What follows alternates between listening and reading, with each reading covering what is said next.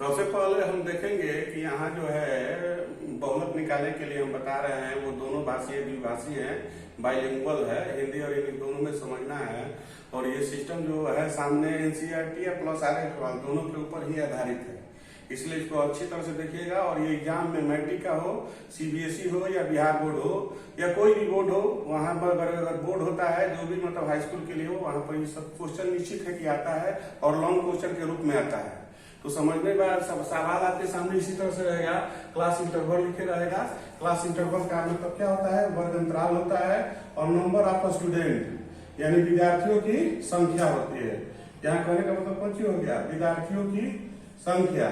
और यहाँ देखने वाली बात यह है कि ये जो दिया है 0 से 10 से 20 ये जो दिया है इसको हम लोग क्या कहते हैं? क्लास इंटरवल कहते हैं या वर्ग अंतराल कहते हैं। और ये नंबर ऑफ स्टूडेंट में देखिए ध्यान से, तो 7 21 और ये 34 46 है।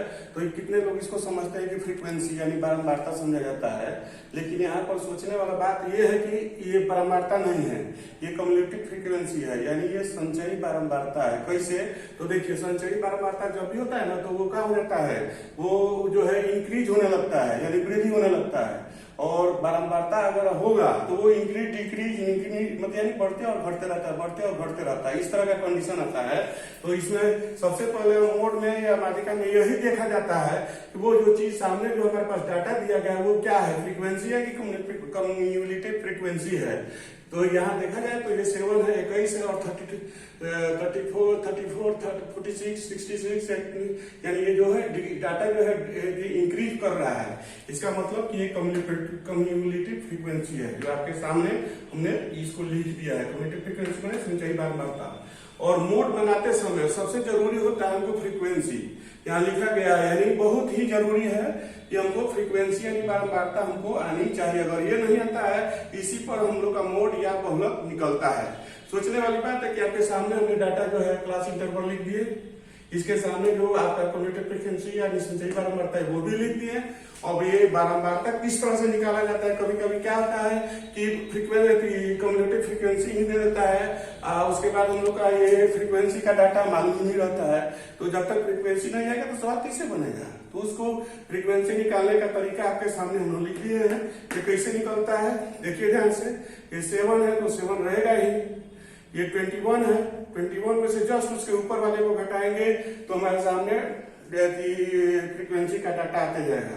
देखिए यहाँ 34 है, यहाँ हमको चाहिए 34 में से 21 को जैसे ही घटाएंगे देखिए सामने दिया हुआ है, तो इससे आपको क्या हो जाएगा? डाटा आपके सामने ये दिखाई दे रहा है। यानी फ्रीक्वेंसी निकालने का मतलब ये सामने तरीका दिया, आपको अगर देखेंगे सही से समझ में आ जाएगा। दूसरी बात ये है कि यहाँ तो हम लोग समझ लिए कि हम लोग निकाल लिए। और यहाँ सबसे ज्यादा देखा जाता है क्या चीज कि सबसे बड़ी जो है फ्रीक्वेंसी या बारंबारता किसमें है? तो यहाँ पर है।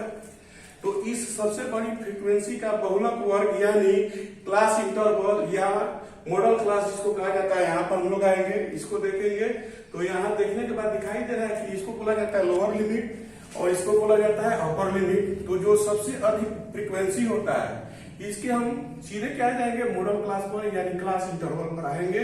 और यहाँ जो ये मान हमको मिल रहा है इसको एक्स के माध्यम से हम लोग यानी इसको लोअर लिमिट भी बोला जाता है। अगर एनसीईआरटी में जाएंगे तो आपको एल मिलेगा और आर्य सवाल में जाएंगे तो इसको एसके के माध्यम से डिनोटेट किया जाता है।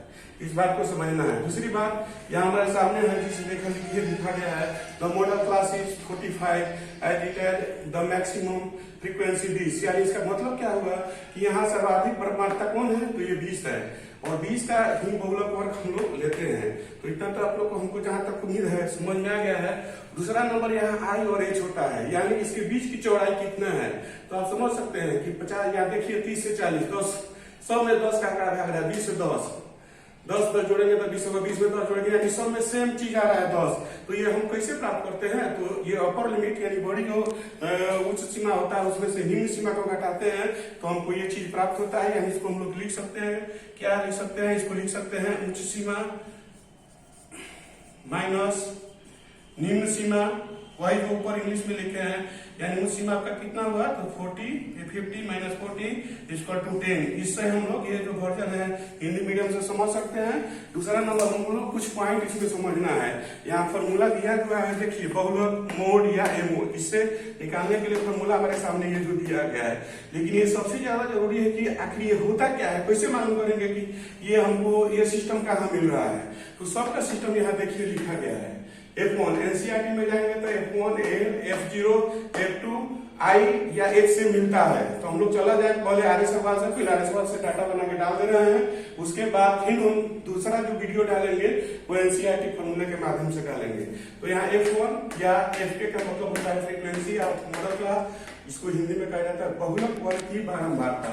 तो देखिए ध्यान से, बहुलक वर्ग तो हमारा 40 से 50 से 40 से 50 मिला या 40 से 50 मिला, तो इसकी बारंबारता कितना है, 20 है, इसलिए FK का मान हो गया। तीसरा नंबर आएगा L या X के, यानी इसको बोला जाता है lower limit of the modal class, यानी बहुलक वर्ग की निम्न सीमा। तो ये सबसे अधिक आया है, तो ये मॉडल क्लास से ही हुआ, यानी बहुलक वर्ग हुआ। इसका निम्न सीमा यानी L लोअर लिमिट कहा जाए या X से कहा जाए, ये मान 40 हुआ, जो आपके सामने यहाँ X का मान 40 दिया हुआ है। उसके बाद अब हम आते हैं F0 या FK-1 frequency of the class preceding the modal class, यानी बहुलक वर्ग में ठीक पहले तो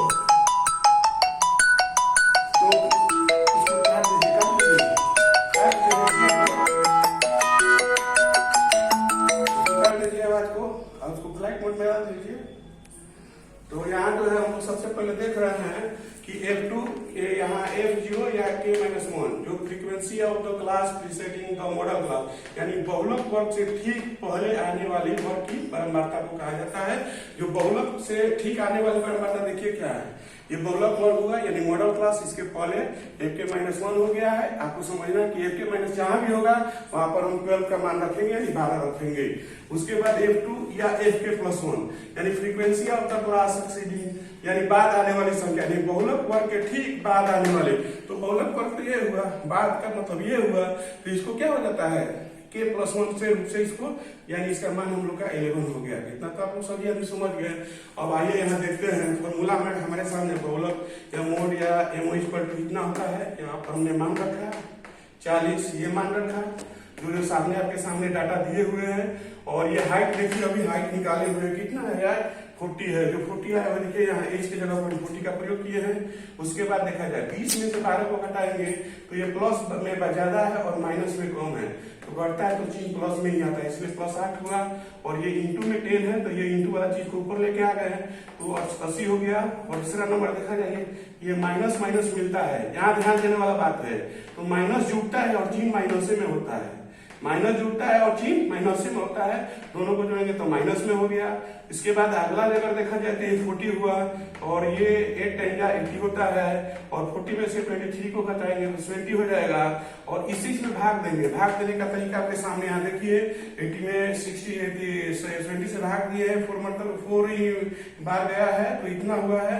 इसके बाद नीचे 1 उतरा है, भाग नहीं गया तो 0 बढ़ा है, फिर 0 दिए हैं, फिर दशमलव दिए हैं, तो एक बार और 0 हम अपना से रख सकते हैं, यानी 5 मतलब 17 5 85 घटाए हैं, तो ये पॉइंट हमारा मान आ गया। यानी ये और ये देखिए दोनों मान सेम सामने है। अब इसको जोड़ना कैसे, दशमलव में बहुत लोग जोड़ने में भी गलती कर जाते हैं।